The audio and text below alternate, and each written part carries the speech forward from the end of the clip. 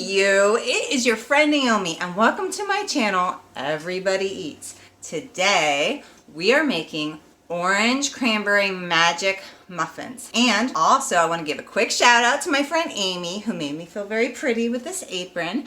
I'm not gonna lie, this recipe was rough on me. I had to do like 13 different batches before I got one I like. But you are gonna love the final result. Unless you're my husband, because he hates cranberries. I went a little bit crazy at the holiday sale, so I have lots of cookie cutters. Stick around to the end of the video and I'll tell you how you can get one.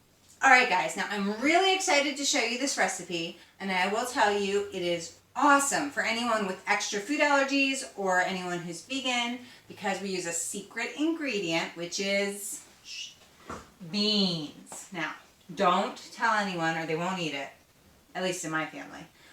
But this is really the secret to making the muffins moist, and they'll stay moist the next day, which is awesome. The first thing you want to do is you want to make sure to turn your oven to 400 degrees Fahrenheit. I have no idea what that is Celsius, but I will learn. And you are either going to grease a muffin tin or you are going to line it with muffin tin liners. I love parchment paper muffin tin liners. They're brilliant. But you do whatever you want.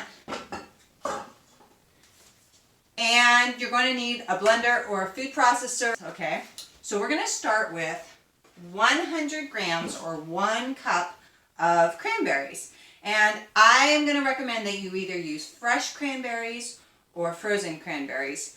You do not want to use dried cranberries. You're not going to get the same result at all. Okay, so we're going to put those in and we're going to rough chop them. And by rough chop, I mean that you want these to have big pieces and little tiny pieces so that every bite of muffin has at least a little bit of cranberry, but that some bites of muffin have a big cranberry surprise. So we're just going to put these on. Put it on pulse.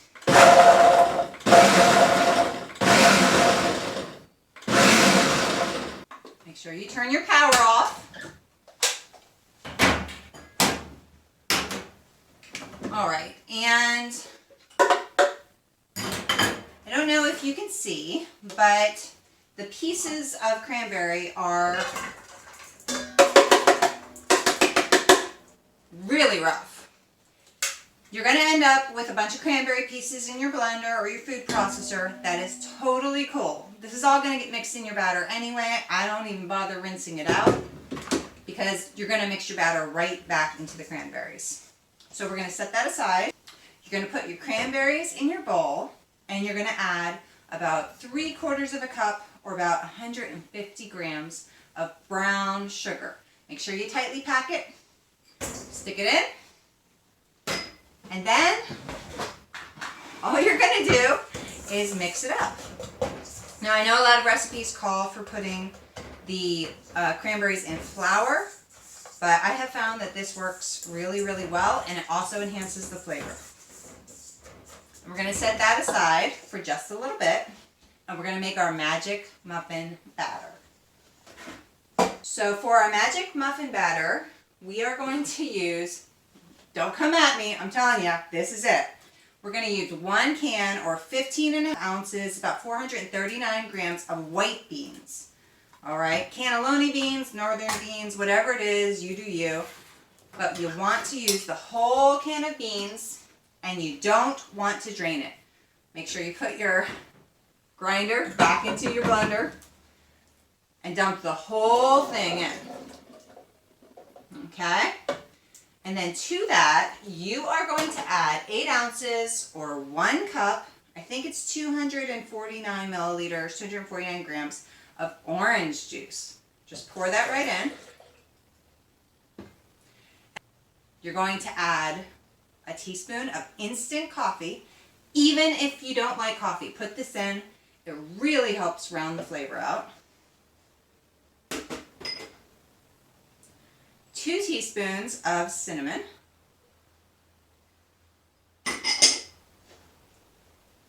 And a tablespoon of vanilla extract. Oh, that smells so good. Just smells so good. Now we're just gonna blend it until it's perfectly smooth.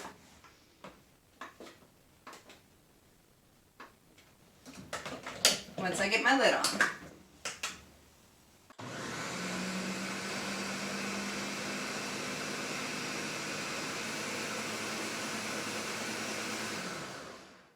Now, if you've left your cranberries in, there might be little bits of cranberry in there. Don't worry about that, but you want the actual bean batter to be smooth. So, get your cranberries that have all the sugar in them back out, and by now the sugar should start to have hydrated a little bit with cranberry juice.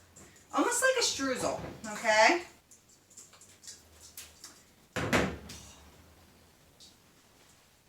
And you are going to add the bean batter to the cranberries.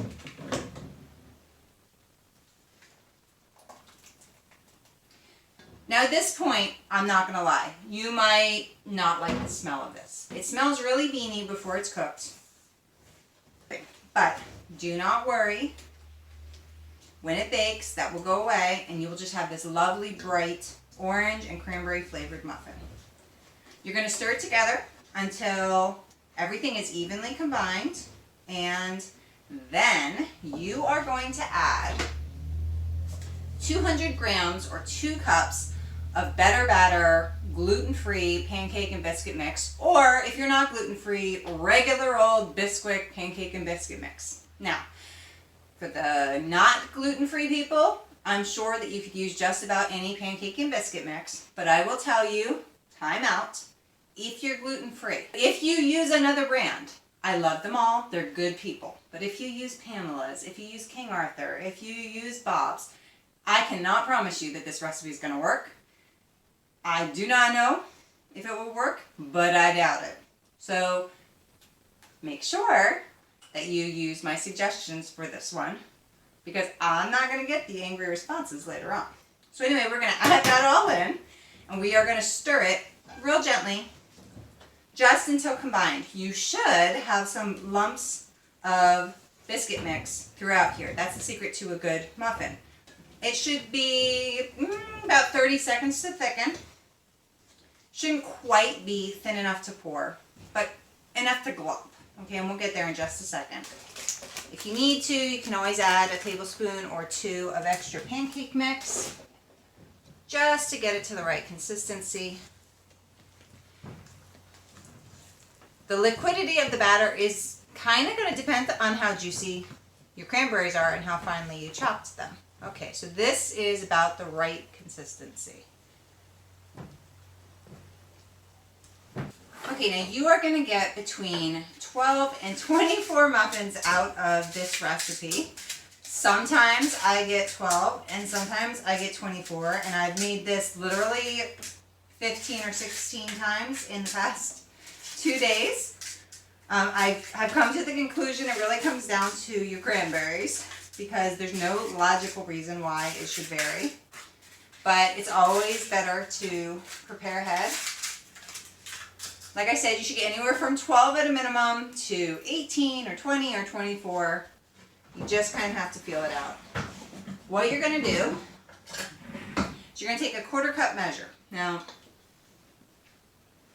this will be gloopy. Don't expect it to be perfect, not a big deal. But roughly a 1/4 cup is going to go into each muffin cup. You want it 2/3 of the way full. The fuller you fill it, of course, the higher it's going to rise above the muffin cup, but it might flatten out a bit and kind of stick to your muffin tins. I use parchment paper. I love parchment cups because it doesn't stick to the tin, doesn't stick to the muffin, so you get all of your muffin. But you can grease them, that's the traditional way. Or you can use cupcake liners. You do you.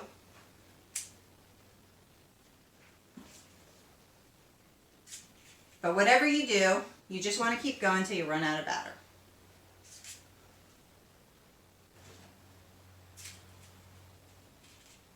So it looks like I've got probably just enough to make 12, 13, 14, 15, 16, 17 muffins this round. Last time when I was filming I made 24. And I opened my box wrong, but you know, oh well. And the time before that, it only made 12. So your mileage may vary. Okay, but when you've used all of your muffin batter, you're going to go ahead and take your 1 or 2 tins. Do make sure that you wipe up any extra batter because it will burn, it will smell bad, you will not be happy. Okay, put them in your prepared oven and bake them for 18 to 20 minutes.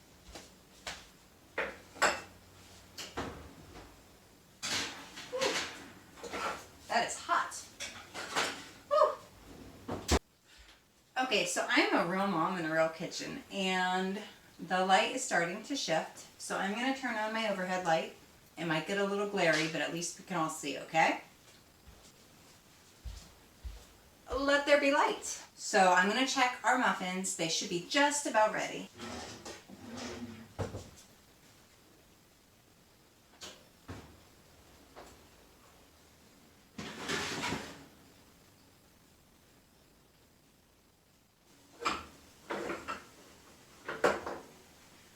Okay, now we are going to let these muffins cool for about 5 to 10 minutes in the pan, just to let them firm up a bit. And then we are going to turn them onto, very gently, we're going to use our fingers, lift them out, turn them onto the rack to cool completely. Okay, so it's been about 10 minutes. These are still going to be super, super hot, so you want to be careful. But what we're going to do is we are just going to very gently take them out of the tin.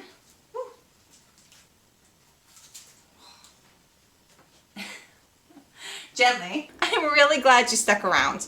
I know I promised you a giveaway. Next week, I will be giving away one of my Jingle Jingle Jangle cookie cutters, and of course, some pancake mix, just in case you want to make this recipe. Just put a note in the comment section below. Cookie season's coming. I want to know, what is your favorite cookie? Do you know the Muffin Man, the Muffin Man, the Muffin Man? Do you know the Muffin Man? He lives on Drury Lane. So this is Muffin Test 1. Okay, so this is Muffin Test 2. Okay, we're doing Muffin Test 3. Test 5. Muffin Test 5. As you can see, these did not come out well. We will not be serving them for brunch or any time ever. Okay. Muffin Man, the Muffin Man. Do you know the Muffin Man? Okay, round 10. Why not? How many more rounds could we possibly need to do? What are we on, like round 15? 16? Yeah. Round 25. Okay, so we're going to start all over again.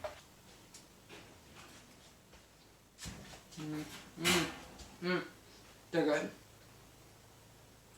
And don't forget, no matter what, I love you. Bye.